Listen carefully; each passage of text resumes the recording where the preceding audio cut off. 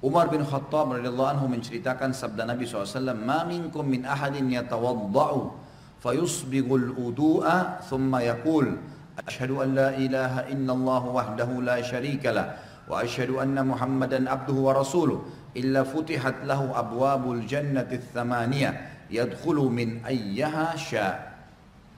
Tidak ada seorang pun dari kalian berwudu lalu menyempurnakan wudunya, kemudian mengucapkan asyhadu an la ilaha illallah wahdahu la syarikalah wa asyhadu anna Muhammadan abduhu wa rasuluh. Aku bersaksi bahwasanya tidak ada Tuhan yang paling berhak disembah diibadahi kecuali Allah dan tidak ada sekutu baginya. Dan aku bersaksi bahwasanya Muhammad benar-benar hamba dan utusannya, melainkan dibukakan baginya 8 pintu surga. Ia dapat memasukinya dari mana saja ia suka. Apa ini? Wudu, wudu, hanya wudu, wudu terus syahadat. Kenapa malas wudu? Ini yang masih malas wudu kalau mau tidur nih, siapa ini? Hah? Kenapa malas wudu mau tidur? Wudu, Nabi SAW suruh. Dalam sebuah hadis dikatakan, kalau seseorang hamba tidur dalam keadaan bersuci, wudu, maka Allah akan titipkan bersamanya malaikat di ranjangnya, yang setiap kali dia bergerak, malaikat itu mengatakan, ya Allah ampunilah dia. Balik kiri kanan lagi tidur kita nggak sadar, malaikat minta, ya Allah ampuni, ya Allah rahmati. Dan Allah akan mudahkan dia kalau mau tidur, kalau tidur wudu itu, mau bangun sholat malam Allah bangunin, mau bangun sholat subuh Allah bangunin. Kenapa nggak mau wudu nih? Kenapa malas wudu? Wudu ini kalau disempurnakan, diikuti dengan syahadat saja habis itu, masuk dari 8 pintu surga yang mana dia mau. Berapa menit tuh wudu? Balasannya bisa pilih pintu surga. Ya Allah yang ke-8 deh saya mau masuk nanti di akhirat. Hanya wudu.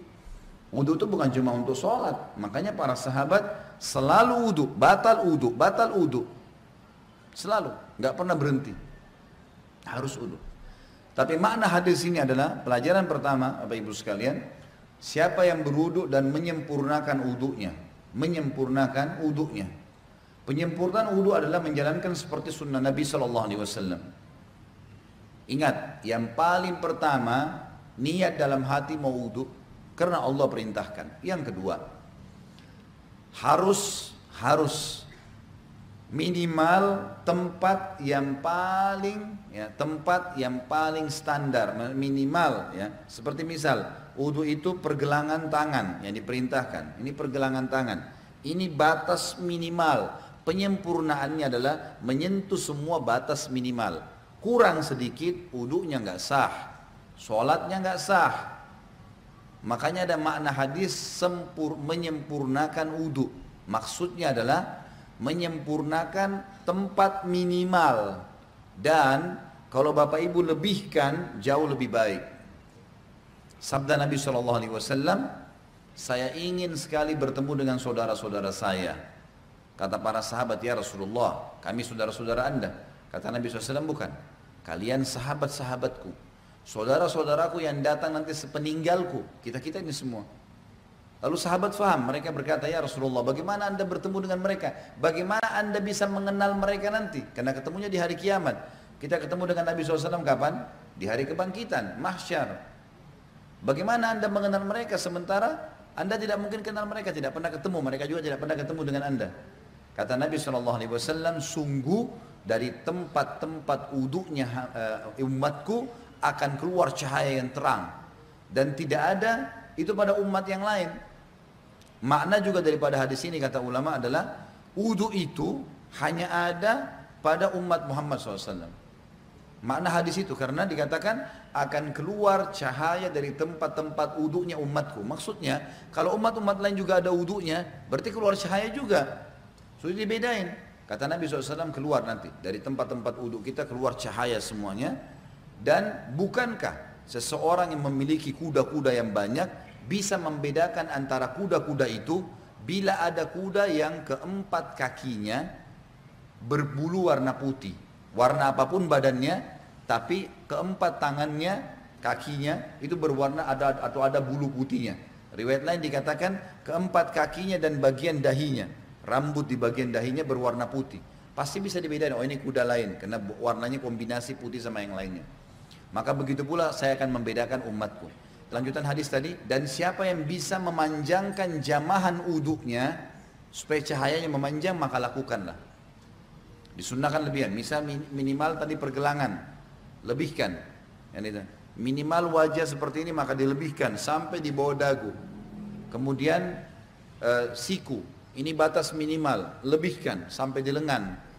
Batas minimal kaki, mata kaki, lebihkan sampai ke betis, gitu kan. Dan boleh wudu pada saat orang lagi mandi di kamar mandi tidak pakai pakaian boleh. Asal bukan di tempat umum, insya Allah nggak apa-apa. Loh iya, kamar mandi kita sendiri ada pintunya tertutup nggak ada masalah. Karena pernah ada yang bilang gitu, Ustadz boleh nggak saya wudu sementara saya mandi? Atau saya harus tutup dengan sarung atau handuk? Kalau sendirian nggak ada masalah, nggak ada larangan di situ. Maka kita boleh. Nah pada saat itu justru kesempatan melebihkan, siku bisa dilebihkan, mata kaki bisa dilebihkan, kan bisa dilebihkan gitu kan, kesempatan pada saat itu.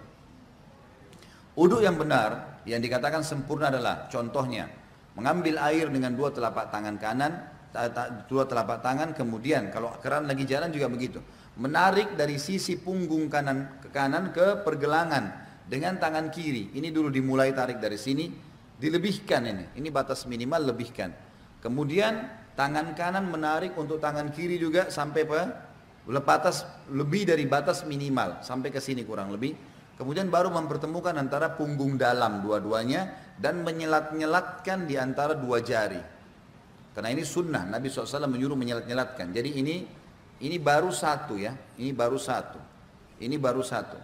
Kemudian diulangin, pelan-pelan, sempurnakan. Balasannya hanya sempurnain ini, syahadat masuk surga. Buru-buru, gitu kan. Pelan-pelan, 1, 2, sampai 3 selesai. Yang selanjutnya mengambil air di telapak tangan, kemudian memasukkan setengahnya ke mulut sambil kumur-kumur, sisanya dihirup di hidung. Kemudian sementara mulut kita kumur-kumur, tangan kiri membuang yang di hidung, baru kemudian yang di mulut dibuang. Itu satu. Sebagian dalam mazhab Malikiyah dianjurkan agar ya menggosok mulut dengan jari. Terutama yang saya katakan adalah di bagian depan gusi, karena biasanya di sini ada lendir yang membuat bau mulut nggak enak. Kita kalau uduk sebentar misalnya lagi kumur-kumur, bapak ibu coba masukin di bagian depan ini sering ada lendir 4 sisi ini. Itu kalau dikeluarin bau mulutnya jadi hilang. Itu dianjurkan. Sebagian juga ulama mengatakan dianjurkan kumur-kumur maksimal karena ada hadis yang lain berbunyi, tidak ada seorang umatku, tidak ada seseorang pun dari kalian berwudu seperti wuduku ini, Nabi SAW praktikin. Kecuali akan berjatuhan semua dosa-dosanya bersamaan dengan tetesan air terakhir. Termasuk di sini kumur-kumur dimaksimalin supaya dosa mulutnya jatuh semuanya, gitu kan. Kemudian wajah, ini tentu 3 kali diambil, dimasukkan di mulut sambil kumur-kumur, lalu sisanya dihirup, dibuang dengan tangan kiri. 1, 2, 3. Setelah itu mengambil air dengan 2 telapak tangan, kemudian dari awal tumbuhnya rambut sampai 2 jari di bawah dagu, dari awal kuping kanan dengan kuping kiri, dimasukkan di wajah, kemudian diputar. Ini 1, gitu kan. Kemudian 2, ini semuanya kena, dan seterusnya 3. Bagi teman-teman yang berjenggot tentu diselat-selatkan, sunnahnya begitu. Diselatkan jari di antara jenggotnya, sebagaimana mungkin kalau jenggot seperti saya mungkin dimasukkan begitu. Kemudian telapak tangan kanan ditarik dari sisi kanan, punggung ditarik sampai ini, ingat ini batas minimal. Banyak orang wudu ininya nggak kena nih, ini nggak kena, ini bisa nggak sah wudunya, nggak sah sholatnya. Jadi tarik sampai sini nih, kemudian baru diputar ke dalam, 1, 2, 3, sampai 3 kali. Kalau misal air kerannya di atas, ngalir di keran, dan kita mau tarik dari atas boleh, tarik di atas batas minimal, ya. Jadi ditarik dari sini, di atas siku, tarik ke bawah, kemudian baru diputar ke bagian dalam. Kanan dulu baru kiri. Setelah itu baru kepala. Kepala ini diambil air. Sunnah Nabi SAW ditarik dari awal kepala sampai ke tengkuk, ya, sampai ke batang leher. Kemudian ditarik lagi ke atas kembali. Lalu jari telunjuk masuk ke dalam lubang, ibu jari mutar di belakang. 1, ya. Ini satu-satunya yang dilakukan satu kali saja. Kalau semua tadi anggota tubuh, telapak tangan, tangan sampai siku, wajah, ini semua tiga kali. Kumur-kumur, bersihkan hidung semua 3 kali. Kecuali kepala cuma sekali. Bagi ibu-ibu yang rambutnya panjang, ditarik sampai ke tengkuk, lalu ditepuk-tepuk ke atas. Sampai kembali ke depan, baru kemudian masuk ke sini, baru diputar. Selanjutnya telapak kaki, dibasuh minimal mata kaki, lebihkan ke atas. Lebihkan ke atas supaya memang sempurna. Setelah itu jangan pernah lupa ucapkan syahadat, asyhadu an la ilaha illallah wahdahu, ada tambah la syarikalah, tidak ada sekutu baginya, wa asyhadu anna muhammadan abduhu wa rasuluh. Itu saja dijamin, kata Nabi SAW, dibukakan baginya 8 pintu surga. Ia boleh memasuki dari mana saja dia mau atau dia suka.